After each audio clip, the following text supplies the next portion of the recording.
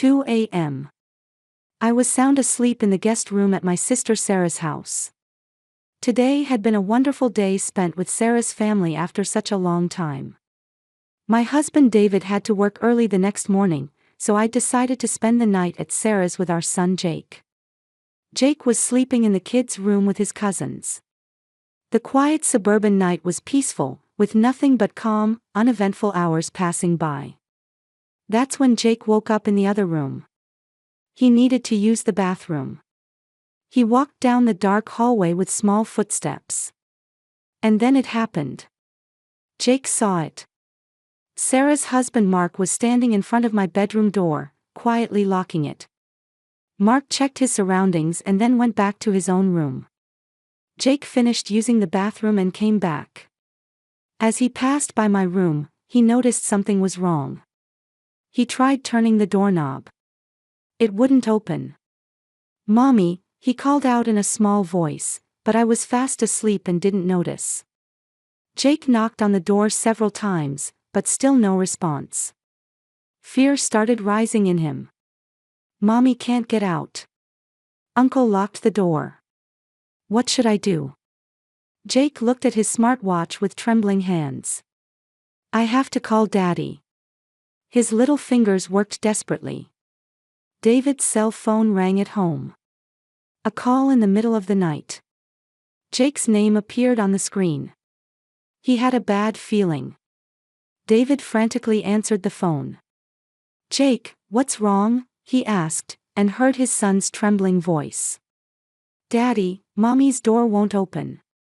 Uncle locked it. Mommy can't get out." David froze. Mark, could he really? He asked his son to calm down and tell him what happened. Jake said he'd seen Mark lock Mommy's door. A chill ran down David's spine. "Listen carefully, Jake. Go back to your room right now and lock the door. Daddy's coming to get you and Mommy. Don't leave your room until I get there, no matter what. Understand?" "Okay, Daddy," Jake answered quietly. David immediately called my cell phone. My phone rang on the nightstand. I woke up groggily and looked at the screen. It was David. "Hello, David, what's wrong at this hour?" I answered in a sleepy voice. "Emily, get out of that house right now." My husband's voice was urgent. It was the most tense voice I'd ever heard from him. I was instantly wide awake. To my confused self, David practically shouted, "Mark locked your door. Jake saw him. He's trying to assault you. Get out now." All the blood drained from my body. "What are you talking about?" I asked back in a trembling voice. I really couldn't believe it. Mark, trying to assault me? How could that be? But David's voice was dead serious. This wasn't a joke. This was real. I rushed to the door in a panic. I turned the doorknob. It wouldn't turn. I tried pulling. I tried pushing. It wouldn't open. The door was really locked. "David, the door won't open." "It's locked," I told him in a shaking voice. "Get out through the window, now." "I'm on my way," David shouted. "But what about Jake?" I said, and the answer came back, "Jake locked himself in his room. He's safe. You get out first. Hurry." I headed for the window. My hands were shaking so badly I couldn't unlock the window properly. After several tries, I finally got it open. I looked down. Second floor. The ground below was grass. I had no choice but to jump. "David, I'm scared," I said. "Jump. I'll be there in 10 minutes. Hurry," my husband's voice urged me on. I grabbed the window frame and leaned out. Then I jumped. The moment I landed, sharp pain shot through my ankle. But I got up. I had to run. Dragging my leg, I ran to the front of the house and waited there for my husband. Meanwhile, inside the house, Mark was opening my bedroom door. Clutching a spare key. "Emily," he called my name. No answer. He entered the room to find no one there. The window was open. Looking down outside, he could see me standing in front of the house. Mark's face twisted. I stood trembling in the darkness in front of the house. My ankle throbbed with pain, but more than that, fear consumed me. Mark was inside the house. Jake was inside too. I could see Mark's shadow moving through the window. He knew I'd escaped. What if he went to Jake's room? Just the thought made my chest tighten. Then I saw car headlights. David. The car stopped with a screech of brakes, and David jumped out. "Emily," he shouted, running toward me. I threw myself into my husband's arms. "David, Jake's still inside," I cried. "I know. I'm going to get him right now," David said, holding my shoulders. We both ran toward the house. David pounded violently on the front door. His shouts of "Open the door" echoed through the quiet residential street. After a moment, Mark opened the door. A surprised expression appeared on his face. "David, what do you want at this hour?" he asked with feigned innocence. "You know what you did. You locked Emily in her room," David said in a low voice. Mark shrugged. He had an expression that said he didn't know what we were talking about. But David didn't back down one bit. "Jake saw you locking the door. My son called me." Mark's face changed color. "That little brat," I heard him mutter quietly. David pushed past Mark and entered the house. I followed right behind. "Jake, where are you?" David called out. "Daddy, I'm here," came a small voice from the direction of the children's room. David ran up the stairs, and I desperately followed. The pain in my ankle didn't matter. David stopped in front of the children's room door. "Jake, it's Daddy. Everything's okay now." The door slowly opened. Jake stood there with his face all puffy from crying. "Daddy," he said, jumping at him.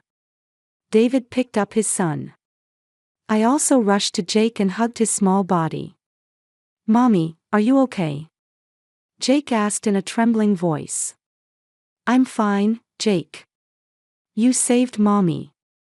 Thank you so much." At that moment, a voice came from behind. "Get out of my house," Mark was shouting from the bottom of the stairs. David turned around, still holding Jake. "We're leaving right now. And I'm calling the police." Mark laughed through his nose. "The police? What crime?" "You locked my wife in her room. You tried to sexually assault her." David's voice was quiet but filled with anger. "Do you have proof?" Mark said with a confident expression. "Jake saw you. You think a 4-year-old's testimony counts as evidence?" Mark sneered. David said nothing but took out his cell phone. Then, staring straight at Mark, he began calling the police. At that moment, another voice was heard from the top of the stairs. "What's going on?" My sister Sarah appeared in her nightgown. I looked at my sister's face. "Sarah, did you know?" I asked in a trembling voice. My sister stood there silently. That silence said everything. "Sarah, answer me. Did you know Mark was trying to assault me?" My voice grew louder and louder. My sister covered her face and began to cry. "I knew," she finally said, forcing the words out. I felt the strength drain from my body. "Why? How could you do such a thing?" I felt like my own voice was coming from far away. "I had no choice," Sarah said through her tears. "No choice, to let him assault me," I shouted. Jake cowered in David's arms in fear. Sarah sat down on the stairs and continued crying. I know. But he said if I refused, he'd divorce me," Take the children, I'd lose everything. I stared at my sister. It had been 3 days ago, she said. Mark had told Sarah. Your sister's coming this weekend. I want her. She's beautiful, my type. You're going to let me? Sarah had refused. She's my sister. I can't do that. Then Mark said coldly, then it's divorce. You get nothing. I'll take the children. You'll end up on the street. Sarah had no job. She'd spent 10 years as a stay-at-home mom raising 3 children. Mark was a lawyer earning $500,000 a year. In a divorce, he had talented lawyer friends. Sarah had nothing. Mark continued. Just one night. I'll put drugs in your sister's drink. She'll sleep through it and never know. And in the morning it'll all be over. You can protect your family. Sarah had cried. Please, don't make me do this.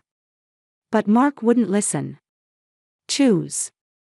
Protect your sister or protect your own children. Sarah said she'd agonized for days. Spent sleepless nights. And finally, in fear and desperation, she'd chosen to go along with Mark's demands. To sacrifice me for her own children. He said he'd take my children, Sarah said through her tears. I have no money, no job. He has power. So I thought if I could just endure one night, my family would be safe. I'm a terrible person. I know. I'm not asking for forgiveness. David's call connected. This is the police, what's your emergency? A voice could be heard. David began explaining the situation. This man locked my wife in her room. He was planning to sexually assault her. My 4-year-old son witnessed him locking the door. Mark stood with his arms crossed. Still not losing his confident expression. Do what you want. I'm a lawyer. I know the law inside out. You have no proof. 15 minutes later, the police arrived. The patrol car's siren echoed through the quiet residential neighborhood. Lights began coming on in neighboring windows. 2 police officers entered the house. Please explain the situation, one officer said. David told them everything. That Mark had locked my door, that Jake had witnessed it, that I'd escaped through the window. The officer turned to Mark. Is this true, Mr. Mark? Mark shook his head. It's a complete misunderstanding. I was just checking the door locks. For security. At 2 in the morning, the officer asked. As the owner of this house, I have the right to check any time, Mark answered. The officer looked at Jake. Son, can you tell me what you saw? Jake poked his head out from David's arms. I went to the bathroom. And Uncle Mark was there. He was at Mommy's door, and he used a key to lock it. Then he went back to his room. Jake's voice was small but clear. You really saw this? The officer asked gently. Yes, I saw it. That's why I tried to open Mommy's door, but it wouldn't open. So I called Daddy, Jake answered. The officer stood up and turned to Mark. Mr. Mark, could you come with us to the station? We'd like to ask you some detailed questions. This is ridiculous. I'm a lawyer. I know my rights, Mark shouted. But the officer remained calm. You have the right to remain silent. Anything you say can and will be used against you in a court of law. You have the right to an attorney, he stated. Mark was handcuffed and put in the patrol car. Watching this, I breathed a sigh of relief for the first time. A heavy silence fell over the house. Sarah remained sitting on the stairs, continuing to cry. I stood in the entryway with David and Jake, looking down at my sister. How had things come to this? Just a few hours ago, we'd been normal sisters. Laughing and talking about the kids, sharing old memories. And now we were confronted with this horrifying truth. Sarah, I called out quietly. She looked up. Her eyes were red and swollen, her cheeks wet with tears. I have 3 children, Sarah said in a trembling voice. Emma is 8, Ryan is 6, Lily is only 3. If Mark said he'd take them, I couldn't do anything.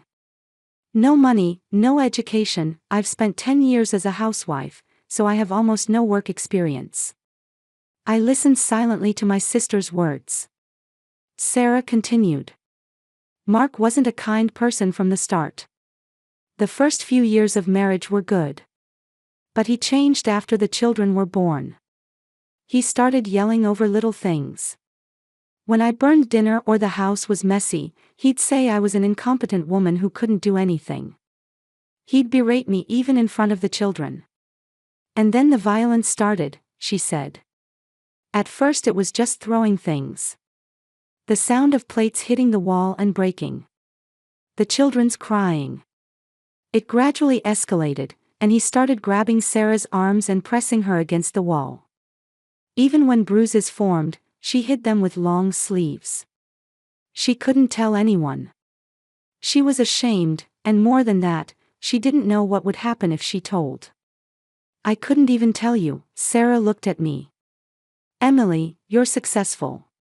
Working as an accountant, with a wonderful husband, looking so happy. I didn't want to show you my miserable life. I didn't want to worry you. And even if I had told you, what could you have done? Mark's a lawyer. A legal expert. I didn't know how to fight him. A few months ago, Mark had said, "Your sister's beautiful." My type. At first she thought it was a joke. But Mark's eyes were serious. That's when Sarah got a bad feeling. And 3 days ago, Mark formally demanded it of Sarah. "Your sister's coming this weekend. I'm going to sleep with her. You're going to keep quiet and watch." Sarah refused. "She's my sister." "Absolutely not," she'd shouted. Then Mark laughed coldly. "Then it's divorce. I have plenty of talented lawyer friends. Do you think you'll get custody? You have no income, no work history. Meanwhile, I earn $500,000 a year and have social standing. Who do you think the court will trust with the children?" Sarah desperately tried to think. Was there any way out? But she couldn't find one. Mark twisted the knife further. "Your sister won't know anything. I'll put sleeping pills in her drink. She'll sleep through the night and remember nothing. Just one night. And you can protect your children. Easy choice." "But I couldn't sleep," Sarah said. "For 3 days, I agonized. I'd be betraying you. But I couldn't lose my children. Either choice was hell. And I made the worst choice. I chose my children and decided to sacrifice you. Tonight, when I saw Mark heading to your room, I didn't stop him. I lay in bed staring at the ceiling, asking God for forgiveness." As I listened to Sarah's story, I was hit with complex emotions. There was anger. My sister had tried to let me be victimized. But at the same time, there was sadness. My sister was also a victim. She'd suffered years of Mark's violence and control. Made completely financially dependent, she'd lost any way out. And she'd been controlled by fear. David spoke up. "Sarah, you made the wrong choice. But I can understand it. You're a victim too. Mark cornered you. But now you have a choice. Continue living in fear, or choose freedom." Sarah looked up. "But how? I have nothing. When Mark gets out, he'll retaliate. The children and I will be in danger."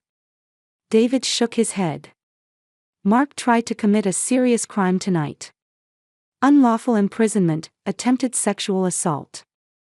If you testify, his threats and violence will be evidence too. There's a high chance he'll go to prison." I took a deep breath. Then I walked toward my sister. "Sarah, look at me. My sister looked up at me with tear-blurred eyes. What you tried to do is unforgivable. I'll never forget it. But I can't abandon you either. Because you're my sister. If you choose freedom, I'll help you. Financially, legally. But you have to decide. Continue being controlled by fear, or fight. Sarah was silent for a long time. She must have been thinking of her sleeping children's faces. Emma, Ryan, Lily. Their 3 smiling faces. Their 3 futures. If they grew up under their father's control, what would happen to them? Growing up seeing violence, they might be instilled with twisted values. Sarah made up her mind. I choose freedom, Sarah said. I'll fight for my children. I won't lose to fear anymore. I'll stand up to Mark. With your help. I took my sister's hand. Let's fight together. 3 months later, the trial began in court. Mark was indicted. The charges were unlawful imprisonment and attempted sexual assault. His lawyers fought desperately. They claimed insufficient evidence. They kept repeating that a 4-year-old's testimony wasn't credible, it was a misunderstanding, he was just checking the door lock. But the prosecution had strong evidence. First, Jake's testimony. Small as he was, he spoke clearly. I saw Uncle Mark lock Mommy's door. Then Mommy's door wouldn't open. So I called Daddy. Jake's innocent words moved the jury. Next, my testimony. Being woken by my husband's call, the door not opening, escaping through the window. A doctor's note for my sprained ankle was also submitted. And most important of all was Sarah's testimony. Sarah told everything in court. The violence from Mark. Years of threats. And the conversation 3 days before. That Mark had declared he would assault me. That he'd threatened Sarah to make her acquiesce. That he'd said he would put sleeping pills in my drink. She told everything without hiding anything. Mark's face grew pale. The lawyers tried to object. But Sarah's testimony was specific and consistent. Furthermore, photos of old bruises remaining on Sarah's arms and records of threatening messages from Mark were also submitted as evidence. The jury's expressions were stern. On verdict day, the jury returned a guilty verdict. The judge quietly announced, the defendant, Mark Johnson, is hereby sentenced to 10 years in prison for the crimes of unlawful imprisonment and attempted sexual assault. Murmurs spread through the courtroom. Mark sat there in shock. I held Sarah's hand. My sister was quietly crying. But those tears weren't only sadness. They were also tears of liberation. The long nightmare was finally over. David was holding Jake. Our son waved his little hand at us. This little hero had started it all. His courage had saved me, saved my sister, and saved the children's future. As we left the courtroom, I took a deep breath. The outside air felt fresh. This was a new beginning. The wounds were deep and might never completely heal. But we were alive. And we were free. That was enough. After that, Sarah started divorce proceedings. Mark's lawyers resisted, but with Mark himself in prison, they didn't have the same power as before. The court ruled in Sarah's favor. Full custody of the 3 children, Emma, Ryan, and Lily, was given to Sarah. A restraining order was issued against Mark. Even after serving his sentence, he wouldn't be allowed near the children. Child support was set at $5,000 per month. Mark didn't know if he'd be able to return to work as a lawyer after getting out of prison, but at least he was legally ordered to pay. Sarah breathed a sigh of relief. She could raise the children with this. At least there was an economic foundation. But what about the house? Sarah asked me anxiously. That house is in Mark's name. I have nowhere to go. I took Sarah's hand. Come stay with us. David and I will convert the guest room into a children's room. You and the kids can stay as long as you need until you get settled." Tears welled up in Sarah's eyes again. "Thank you, Emily. I don't know how I can ever make this up to you." "You don't need to make anything up," I said. But that was a lie. Deep down, I still hadn't completely forgiven my sister. That night, Sarah had tried to let me be victimized. That fact wouldn't disappear. But at the same time, I understood that my sister had also been a victim. Hatred and sympathy mixed together, complex emotions swirled inside me. Still, I couldn't abandon my sister. Blood ties aren't easily broken. The following week, Sarah and her 3 children moved into our house. David didn't complain once. He kindly welcomed the children and told Jake to get along well with his cousins. Jake was a little confused at first. He remembered that terrifying night. But children adapt quickly. He soon started playing with Emma, Ryan, and Lily. The house became lively. Mornings we woke to the children's laughter, and nights we ended the day looking at the 4 children's sleeping faces. Sarah helped with housework, cooked meals, and gradually regained her vitality. But sometimes, in certain moments, a frightened expression would cross her face. She'd overreact to sounds or suddenly freeze. The trauma remained deep. One night, Sarah and I were alone in the living room. The children were all asleep. Sarah, holding her teacup with both hands, began speaking quietly. "Emily, I've started going to counseling. To a therapist David recommended. At first I was resistant. But after going, I feel a little lighter." "That's good," I answered. Sarah continued. "The therapist says I was controlled by Mark all along. Not just physically violent, but mentally too. So I couldn't make normal judgments. That's why I tried to sacrifice you. But that's no excuse. What I did can never be forgiven." I took a sip of tea. To be honest, even now I sometimes remember that night and get scared. If Jake hadn't woken up. If David hadn't arrived in time. I don't know what would have happened. When I think about it, I can't stop shaking. Sarah looked down. "I'm sorry. I'm so sorry." "But Sarah," I continued. "It's also true that you made the right choice in the end. You testified in court. You exposed Mark's crimes. That took courage. You overcame your fear. I acknowledge that." Sarah looked up. "Thank you, Emily. Your kindness is saving me." 3 months passed. Sarah began looking for work. Having spent more than 10 years as a housewife, her options were limited. But she didn't give up. She interviewed at many companies and finally got a clerical job at a local accounting firm. The salary wasn't high, but Sarah felt joy at having her own income. On her first payday, Sarah took the children to a small restaurant for a meal. "Food we eat with money Mommy earned by working is special, isn't it?" Emma said. Sarah's eyes welled up. "That's right. From now on, Mommy will work hard to make everyone happy." The children nodded with smiles. 6 months later, Sarah was able to rent a small apartment.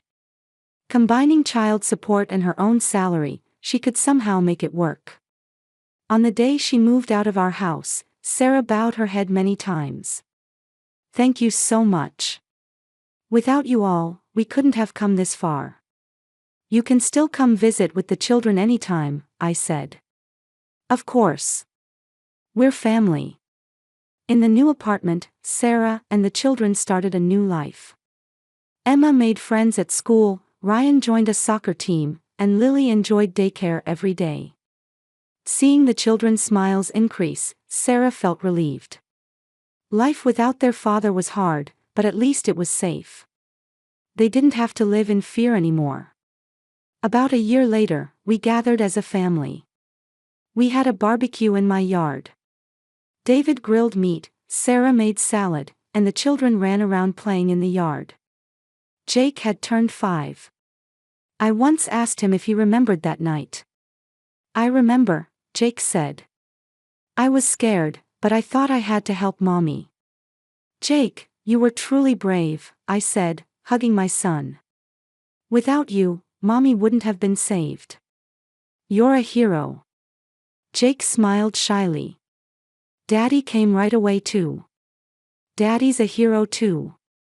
David laughed and patted Jake's head. Because you called me. You did great, son. In a corner of the yard, Sarah was quietly looking up at the sky. I walked over and stood next to her. What are you thinking about? I asked, and Sarah smiled. I was remembering that night. A year since then. It's unbelievable how much everything's changed. Mark's in prison. I'm free. The children are laughing.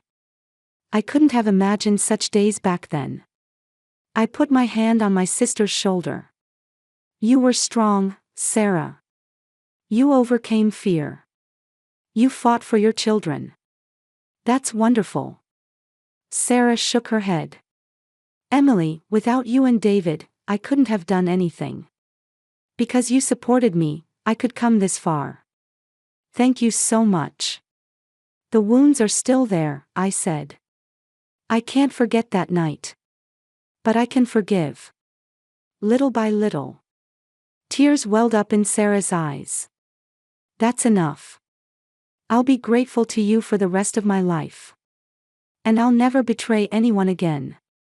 I swear it. At dusk, the children's laughter echoed in the yard. Jake, Emma, Ryan, Lily, all 4 were playing tag.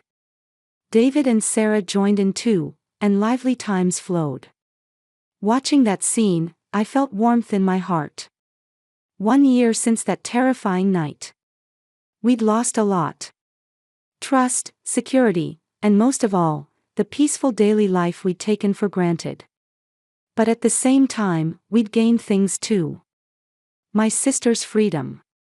The children's smiles. And most of all, the strength of family bonds. Jake ran up to me. Mommy, look, holding hands with Lily. I'm going to protect Lily. Because I protected Mommy. The little hero puffed out his chest proudly. Holding back tears, I hugged my son. Yes, you're a true hero. Mommy's hero, and everyone's hero. The sky was turning to sunset colors. Orange light illuminated the yard, and the children's shadows stretched long. David stood next to me and put his arm around me. It's been rough, my husband said. But we got through it, I answered. As a family. 2 years passed, and Jake turned 7. The day homework for an essay came home, he sat with a serious face gripping his pencil. The theme was, my hero. Most of his classmates would probably write about Superman or Spider-Man. But Jake was different. My hero is myself, he began writing. When I was 5, I saved Mommy. I was scared, but I called Daddy and protected Mommy. And my other hero is Daddy. Daddy came right away and protected us. The teacher read the essay with wide eyes. On parent-teacher conference day, the teacher called David and me aside. I read Jake's essay. I don't know the details, but he's truly a brave child, isn't he? We looked at each other and smiled. Yes, truly brave. He's our pride. Sarah now works as a regular employee at the accounting firm. Her steady effort was recognized, and she even got promoted. Her salary gradually increased, and life became stable. The children were all doing well in school. Emma turned 10 and started ballet lessons. Ryan became captain of his soccer team at 8. Lily was 5 and popular in kindergarten. On weekends, Sarah would visit our house with the children. They no longer needed to stay in the guest room, but we cherished family time together. One Sunday afternoon, while barbecuing in the yard, Sarah said quietly, Emily, recently my counselor said I might be ready to graduate. That's wonderful, I answered. Sarah continued. I went every week for 2 years. At first it was painful, facing what I'd done. But little by little, I've been able to forgive myself. Not completely. I still sometimes dream about that night. But I feel so much better than before. Me too, I said. Sometimes I wake up in the middle of the night. I get anxious that the door won't open. But David's next to me. Jake's sleeping safely. You and the children look happy. When I remember that, I can fall back asleep. Sarah squeezed my hand. Emily, I think we were really lucky. That night, the worst didn't happen. Jake woke up. David rushed over. And most of all, you didn't abandon me. An ordinary sister wouldn't have forgiven me. But you were different. I shook my head. I didn't forgive easily. Even now, I can't say I've completely forgiven you. But you know, it's exhausting to keep holding on to hatred. It's better to look forward and live. If you and the children are happy, that's enough.